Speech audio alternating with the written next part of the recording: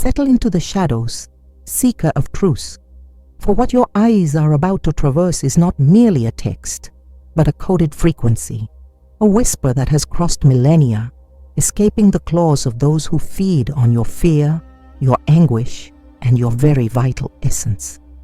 You were taught to believe that this world is a garden, a school, or a divine test, but the truth whispered in the deepest circles of Gnostic occultism is much darker and at the same time more liberating. You live on a farm. This is the Loosh farm, a hyperdimensional construction designed by entities that the ancients called Archons, the jailers of the human spirit, beings who do not possess the spark of creation and who, for this reason, need to harvest dense emotional energy, the Loosh, produced by suffering, stress, and the duality of the flesh. But there was a man, a master of light whose true face was obscured by centuries of religious dogma, who did not come to found a church, but to deliver the key to escape. Yeshua the Nazarene was not just a preacher. He was a master alchemist, an initiate in the mysteries of Egypt and Chaldea, who revealed the secret of a substance so potent, an oil so vibrationally high, that it is capable of dissolving the invisible chains that bind your astral body to the parasites of the matrix in exactly 7 minutes. This is the forbidden oil, the scent that the Archons cannot stand, for it carries the frequency signature of the pleroma, the realm of pure light, where the tyranny of the Demiurge has no power. To understand the power of this oil, you must first comprehend the nature of the harvest. The Archons operate through the olfactory system and the limbic system, the oldest parts of your brain, where emotions are processed and where trauma is stored. They manipulate the Earth's vibratory field so that you constantly emit a metaphysical scent of fear and desire, which for them is like the finest banquet. When you are in a state of panic, of hatred, or even of a blind and fear-based religious devotion, you are exhaling the Loosh. However, Yeshua taught his closest disciples in the secret Gospel of Mary and in the texts found at Nag Hammadi that the human body is an alchemical laboratory. He spoke of the Chrism not as a symbolic rite of putting oil on the forehead, but as an exact science of biological transmutation. The oil he used, and which was erased from the biblical canons, was not an ordinary olive oil, but a precise mixture of substances that possess a molecular sacred geometry capable of creating an impenetrable frequency shield. Imagine that you are enveloped in a thick mist of darkness, and suddenly you light a light so white and pure that the darkness itself is forced to retreat. This is what happens on the subtle plane when this oil touches your skin and its aroma invades your auric field. The Archons are beings of low vibration. They inhabit the infrared frequencies and the abyssal zones of the astral spectrum. They are allergic to harmony and spiritual sovereignty. The smell of this forbidden oil, which combines the sacred resins of pure spikenard, frankincense from the kingdom of Sheba, and red myrrh, but which is activated by an ingredient that history tried to hide, the essence of mountain rue and the essential oil of blue lotus, acts as a poison for astral larvae. The blue lotus opens the channels of the pineal gland, allowing consciousness to project beyond the control grid, while the spikenard anchors the presence of the I Am, the inner Christ, which is the nightmare of any parasitic entity. When you apply this mixture with the correct intention and the invocation of the words of power that Yeshua left behind, you initiate an expulsion process that takes exactly 7 minutes to complete in the molecular structure of your blood. In the first 2 minutes, the aroma reaches the limbic system, immediately interrupting the production of cortisol and adrenaline, the chemicals that the Archons use to anchor your physical body in the vibration of fear. Without the chemical fuel, the parasite that was attached to your solar plexus begins to lose its grip. It is the beginning of the disintegration of the connection with the Loosh farm. Upon reaching the 4th minute, the frequency of the oil begins to vibrate in your higher energy centers. The scent, which to the human sense of smell is a mixture of earthy with celestial floral, sounds to the Archons like a deafening cry of freedom. They cannot stand the presence of the incorruptible light. At this stage, the thought forms that were implanted in your mind for years, the voices of self-criticism, scarcity, and guilt, begin to evaporate. You begin to feel a lightness in your shoulders, as if an immense weight were being removed. This happens because the molecular structure of the forbidden oil creates a harmonic resonance that cleans your nadis, the channels through which your vital force flows. The Archons, who were previously feasting on your energy, are now violently repelled. The scent of the oil of Christ is the signature of sovereignty.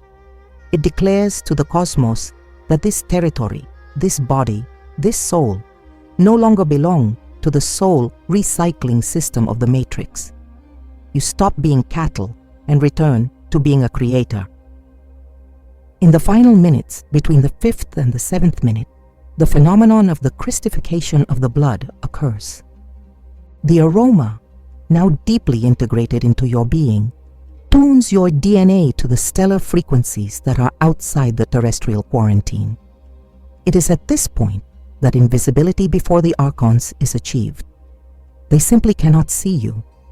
From their perspective, you disappear from the frequency of the Loosh farm and become a point of blinding white light.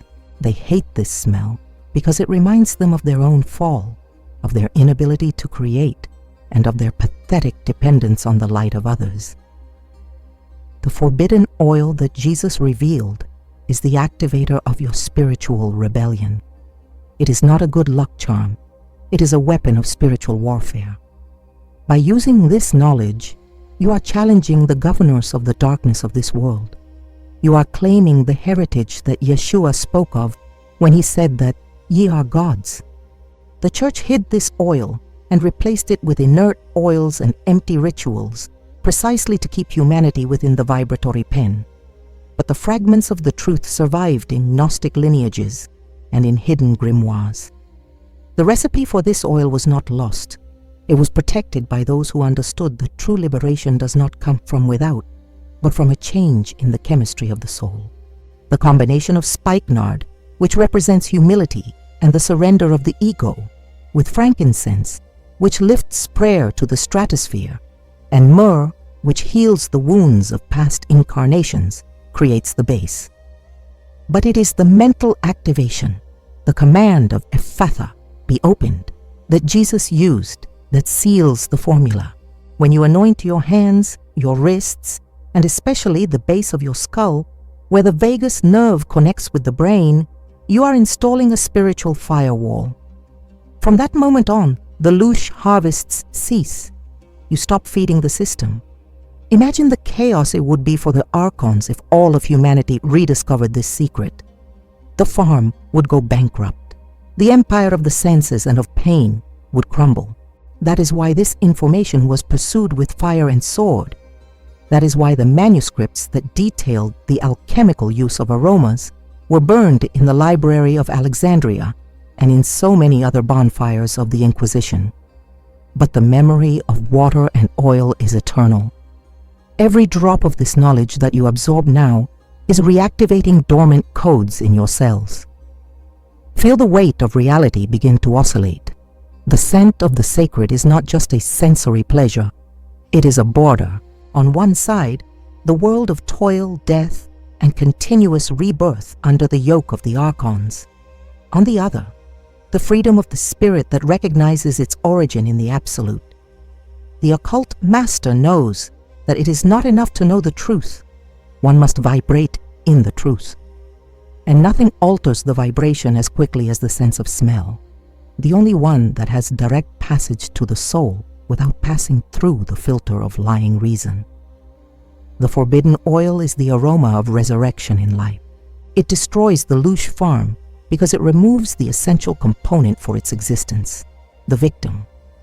When you become immune to fear through high aromatic frequency, the parasites starve.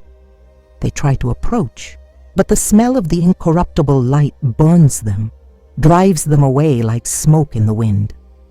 In the 7 minutes of application and deep meditation, you traverse the reverse path of the fall of Sophia.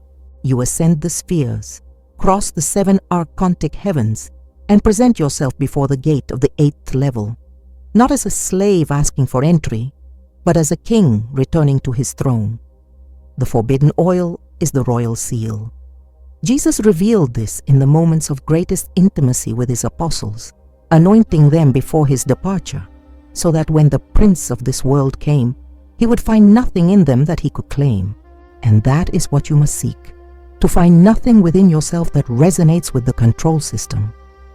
If there is no fear in you, there is no hook where the archons can hang. If there is no hatred, there is no food for them. The oil is the catalyst that accelerates this purification, transforming the lead of your anguish into the gold of your divine presence.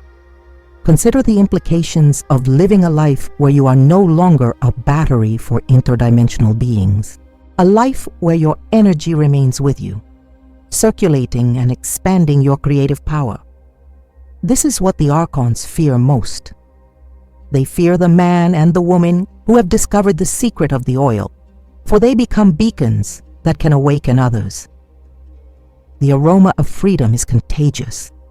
When you use the forbidden oil, you are not just protecting yourself, you are emitting a frequency of subversion that interferes with the control grid of everyone around you. It is an act of spiritual insurrection. 7 minutes to change the destiny of a soul that has been enslaved for eons. 7 minutes to undo the contracts of suffering signed in forgetfulness. 7 minutes for the scent of the pleroma to take over your living temple. Do not be fooled by the simplicity of this secret. Complexity is the tool of the Demiurge to confuse the mind. The truth is simple and absolute, just like the impact of a pure aroma in a closed room. The oil that the archons cannot stand is the oil of gnosis, the unction that transforms the seeker into the Christ himself. At the end of these 7 minutes, your perception of reality will have changed. What once seemed solid and frightening will now be seen as a fragile projection, an illusion sustained only by your consent.